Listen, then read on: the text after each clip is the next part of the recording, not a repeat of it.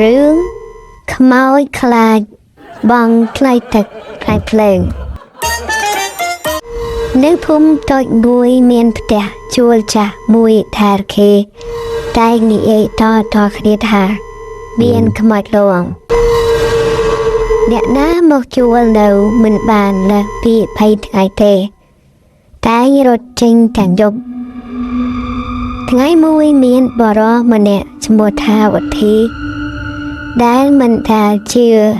រឿងខ្មោចលងទេគាត់និយាយទៅកាន់អ្នកដទៃថាខ្លាចអីខ្មោច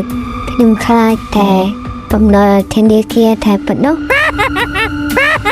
គាត់សម្រេចចិត្តជួលផ្ទះដែលមានខ្មោចក្នុងនោះនៅយប់ដំបូងវិធីដេកជ្រុលតែពេលដល់ម៉ោង12យប់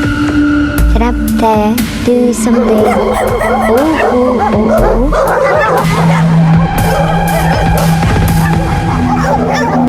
វិធីញាក់ឡើងហើយនិយាយស្ងាត់ថា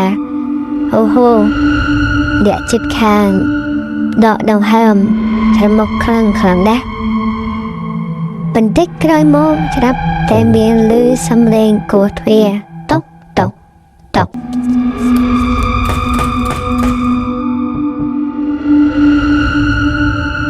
ពុទ្ធី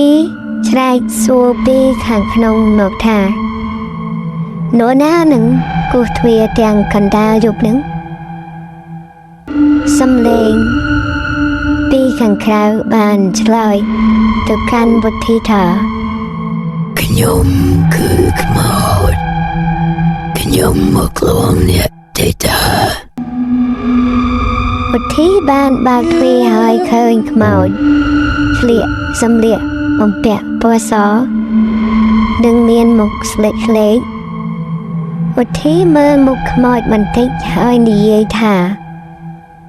អូនមកខុសបន្ទប់ទេដឹង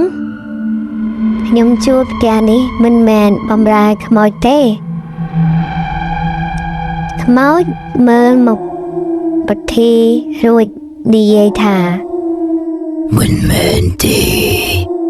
ខ្ញុំមកលងអ្នកទេតាខ្ញុំលងផ្ទះនេះអស់រយៈពេល10ឆ្នាំហើយពុទ្ធីតបទៅខ្មោចវិញថាល្អណាស់ចឹងជួយបងថ្លៃភ្លើងនិងថ្លៃទឹកខ្ញុំបានដែរទេព្រោះយើងនៅផ្ទះជាមួយគ្នាទេតាខ្មោចស្ងាត់មួយច្របក់ហើយនិយាយតបទៅវុធីថាអត់ទេខ្ញុំជាខ្មោចខ្ញុំគ្មានប្រាក់ទេវុធីដកដង្ហើមធំហើយនិយាយទៅកាន់ខ្មោចថាអូហ៊ូនអត់ប្រាក់ដូចបងដែរទេតាអញ្ចឹងអូនទៅលងផ្ទះអ្នកមានទៅកុំលងខ្ញុំអីឆាប់តាំងពីពេលនោះមកអ្នកភូមិមិនឮថាផ្ទះដែលធ្លាប់តែមានខ្មោចលងទៀតឡើយព្រោះខ្មោចបានរត់ចេញទៅរកផ្ទះថ្មីដែលមានម្ចាស់មានប្រាក់បាត់ទៅហើយ